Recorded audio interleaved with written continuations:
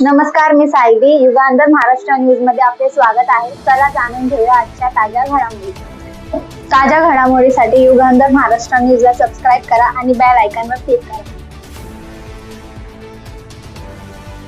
नेवली येथे हिल पोलिसांची गांजा विक्रेत्यांवर कारवाई. 1.27 लाख रुपये किमतीचा गांजा जप्त. हिल पोलीस ठाण्याच्या हद्दीतील दावलपाडा, नेवली परिसरात गांजाची विक्री करणाऱ्या 2 व्यक्तींना पोलिसांनी अटक केली आहे.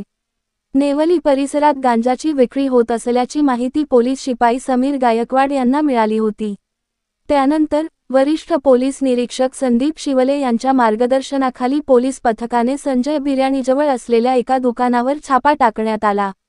या कारवाईदरम्यान पोलिसांनी सुमारे 4.5 किलो गांजा जप्त केला, ज्याची अंदाजे किंमत 1,27,500 रुपये इतकी आहे.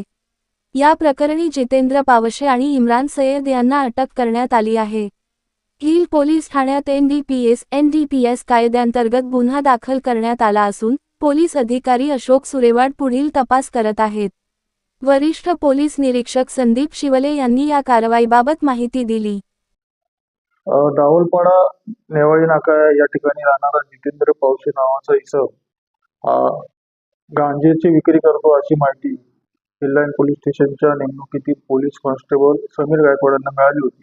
त्याच्या आधारे आम्ही तिथं त्याला अटक केली असता त्याच्या ताब्यामध्ये जवळपास 4 किलो 261 ग्रॅम वजनाचा गांजा मिळालेला आहे.